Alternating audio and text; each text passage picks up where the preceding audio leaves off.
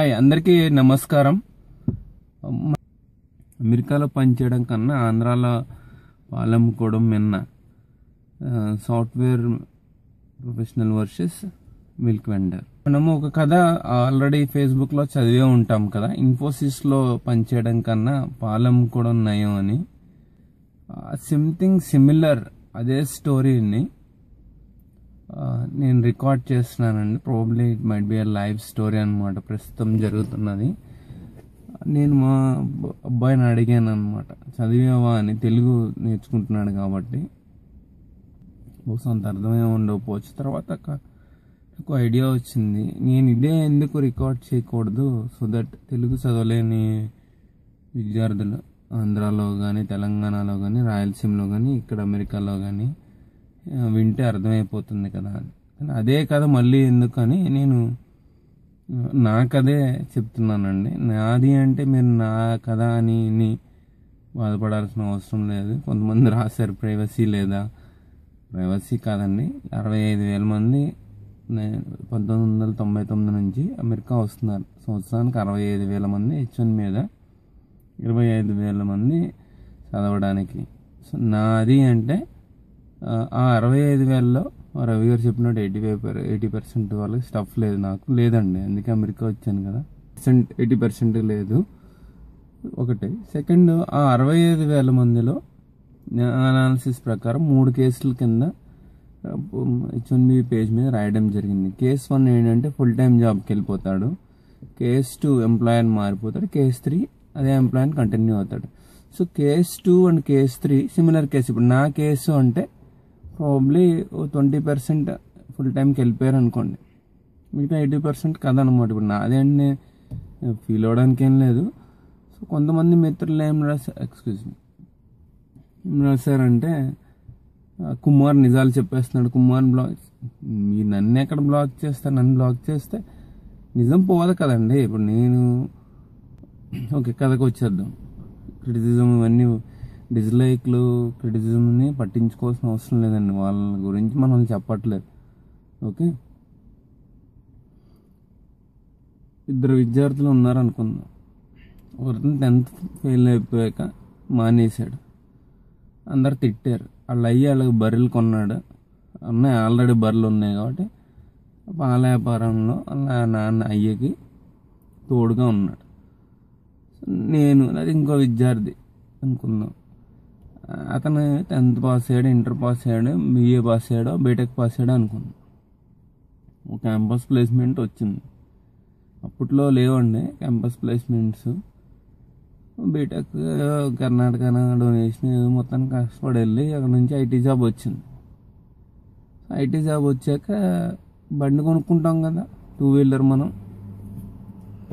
2-వీలర్ కొనుక్కొని ఆ లోన్ కట్టి, లోన్ తీరాక మళ్ళీ 4-వీలర్. ఏ లోపల అమ్మ బాబు పెళ్ళి రా బాబు అని సమాజం కూడా మనల్ని తినేస్తాయి. కాబట్టి పెళ్లి పెటాకులు లేదే ఎవరిని బతకనీరండి మన భారతదేశంలో.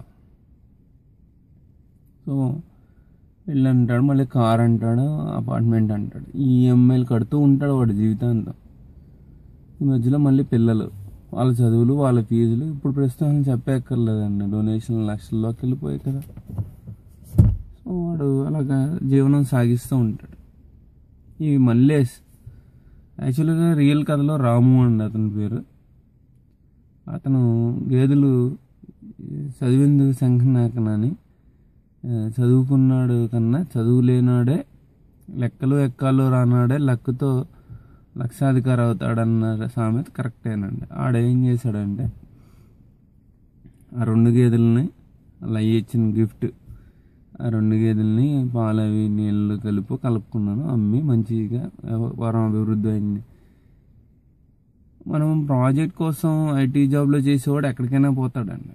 అమెరికాలో కానీ ఐటీలో కానీ పనిచేయడం కన్నా ఆంధ్రాలో పాలమ్ముకోవడం మిన్న అని నాకు ఇవాళ జ్ఞానోదయం అయింది. మీకు చెప్తున్నానండి కథలాగా.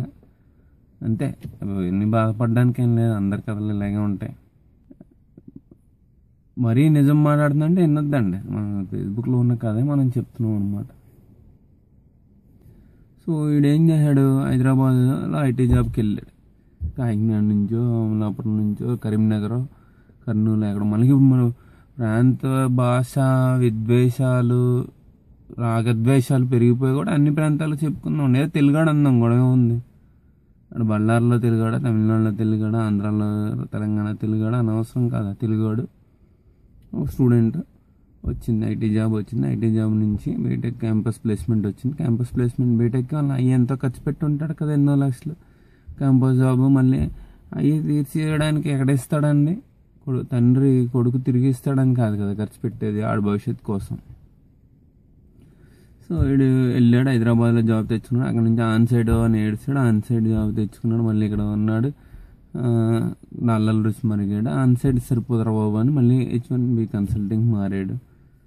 కన్సల్టింగ్ అన్నాడు, మళ్ళీ గ్రీన్ కార్డ్ అన్నాడు, జాబ్ చేస్తున్నాడు. మళ్ళీ గ్రీన్ కార్డు ప్రాసెస్లో ఉంది, 10 ఏళ్ళు. ఎన్నాళ్ళు పడుతుందో తెలియదు. వైఫ్ ఏడుస్తూ ఉంటుంది అనమాట. నీ అమ్మ ఈడు నన్ను అనవసరంగా అమెరికా తీసుకొచ్చేసాడు, వీడికి ఎలాగా అమ్మ బాబు అంటే ప్రేమ లేదు, అభిమానం లేదు, భారత్ మీద అంతకన్నా లేదు, వీడు ఎప్పుడు వెళ్ళాడు తెచ్చాడు ఇక్కడే అని ఆవిడ ఏడుస్తూ లోపలికి ఉంటుంది. పైకి చెప్పరండి ఎవరు. కథ అయిపోయింది, అక్కడ దాకా అయింది. తర్వాత వీడికి అంచుకి ఎప్పుడు వెళ్తాడు, వీడి కథ ఎప్పుడు వెళ్ళాలి. సో వీడు మళ్ళీ మధ్యలో సంవత్సరానికి ఒకసారి, కొంతమంది 10 సంవత్సరాలకు ఒకసారి ఇన్ని వెళ్తారండి, కొంతమంది 20 సంవత్సరాలకి వెళ్తారు, కొంతమంది వాళ్ళు వెళ్ళరు కూడా. కొంతమంది వాళ్ళ పిల్లలు డర్టీ ఇండియాలు అంటూ ఉంటారు. ఇవన్నీ జరిగేదే, ఫీల్ అవ్వడానికి. ఫీల్ అవుతే మనం ఏం చేయలేమండి. వీడు వెనక్కి వెళ్ళినప్పుడు ఆ రాము ఎదురవుతాడు. అయ్యగారు ఏం చేస్తున్నారు అంటాడు. అయ్యగారు ఏంటి, ఆడే అయ్యగారులా బతుకుతాడు కదా. 2 గేదెలన్నా ఇంకో 2 గేదెలు కొన్నాడు. తర్వాత మళ్ళీ వ్యాపారం అభివృద్ధి అయింది, మళ్ళీ 6 గేదెలు కొన్నాడు. ఒక 10-20 ఏళ్ళ మధ్యలో 20 గేదెల దాకా కొన్నాడు. రియాలిటీ, ఎంప్లాయ్మెంట్ ప్రొవైడ్ చేశాడు. ప్లస్ అమ్మ బాబుల దగ్గరే ఉన్నాడు, ఊర్లో ఉన్నాడు. ఫ్యామిలీ అడిగి జీవితం అంటే ఫ్యామిలీ అంటే అమ్మ బాబు, ఇమీడియట్ ఫ్యామిలీ అంటే వైఫ్, భార్య, పిల్లలు, కస్టమర్స్, క్లయింట్స్, అదే ఊరు. సాయంత్రం అయితే ఆ ఊరు సేవ చేయడం, ఈవినింగ్ ఏదో దమ్ము కొట్టడం, ఏదో స్నేహితులతో కలిసి మళ్ళీ ఈవినింగ్ ఇంటికి వెళ్ళి పడుకోవడం, తిన్నాం అమ్మ బాబు అందరితో తినడం, పడుకోవడం. ఈ మధ్యలో వ్యవసాయం చాకరీ ఉంటుంది కదా, ఆవులు గేదెలు ఉంటే అంతా చూసుకోవడం. అతనికి జీవితం అదేనండి.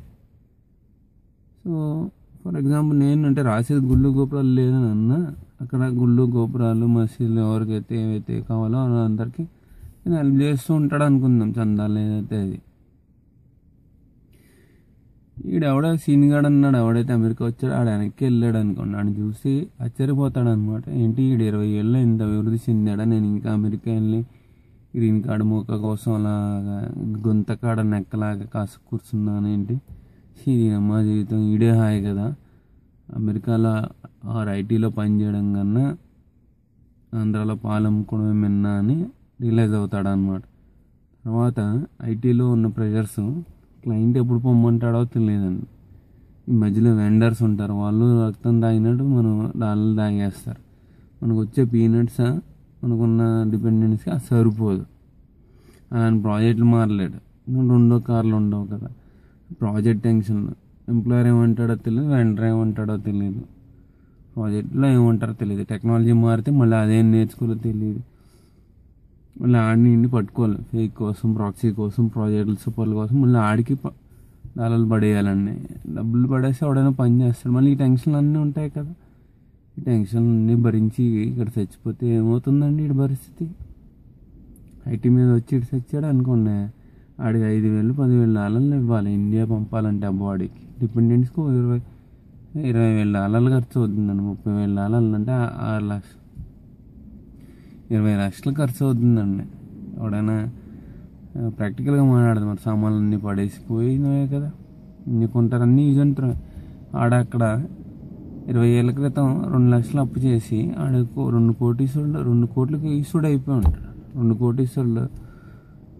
కోట్లకి అధికారి అయిపోయి ఉంటాడు. 20 గేదెలు, పాలు, కారు, బుల్లెట్ అన్నీ.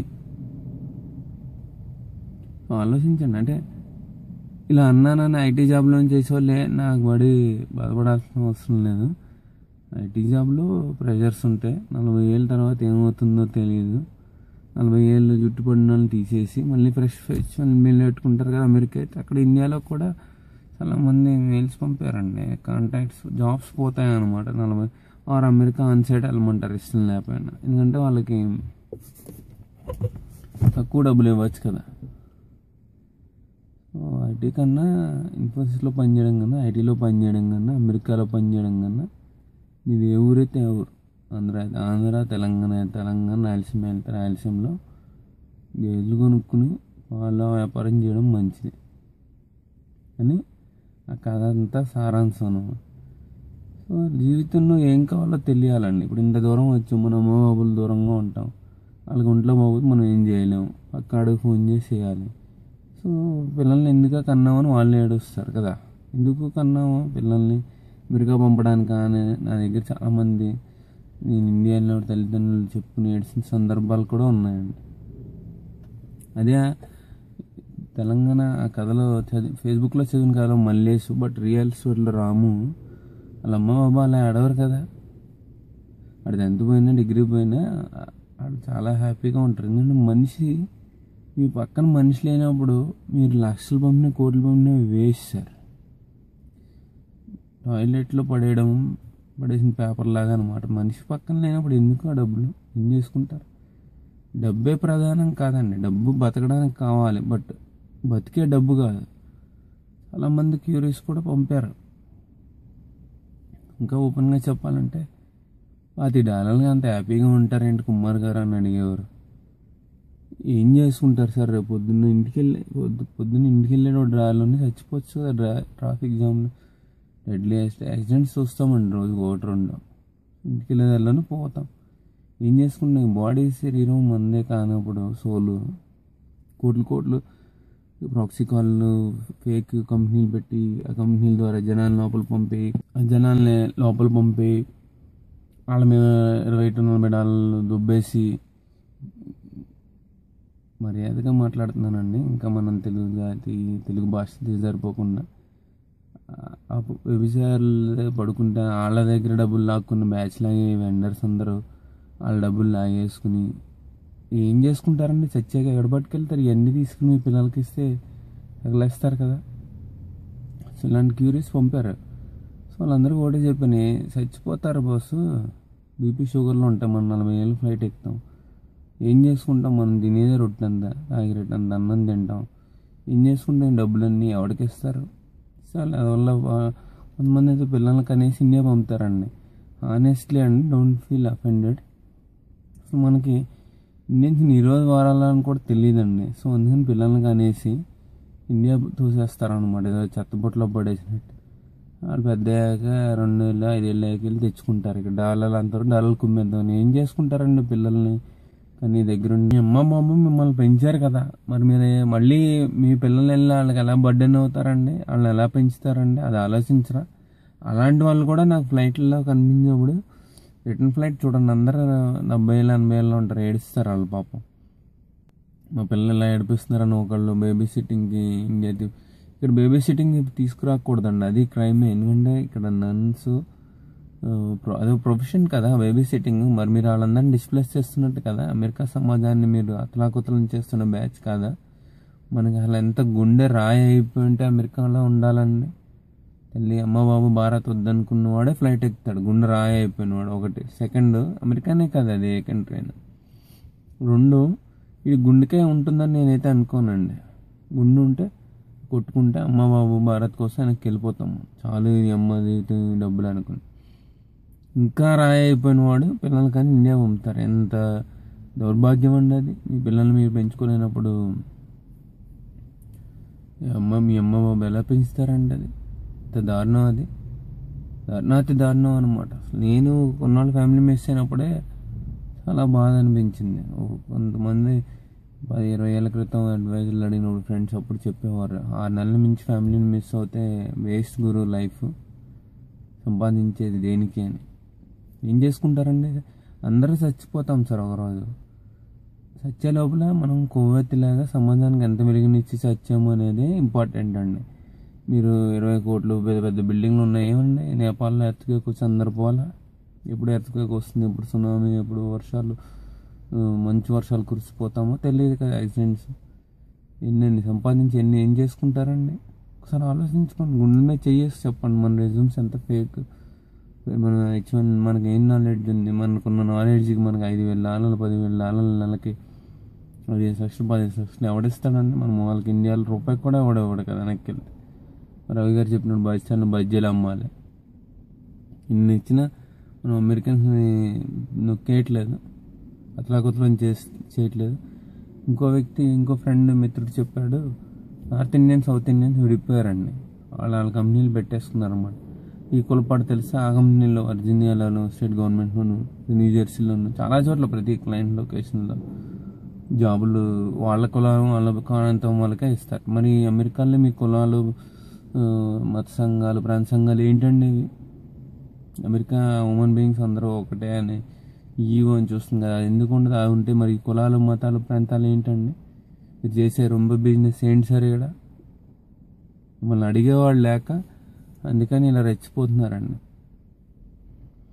ఏదో రోజు అమెరికన్స్ తిరగబడితే మనకు భారతీయులు దిక్కు ఉండదండి. ఆ రోజు చచ్చిపోతాం మనం. అప్పుడు ఆ రోజు అధ్వానంగా చచ్చిపోతాం, అది గుర్తుపెట్టుకోవాలి మీరు.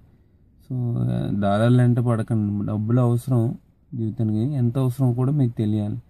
తెలియకపోతే వేస్ట్ అండి జీవితం. ధన్యవాదాలు ఈ వీడియో చూసినందుకు.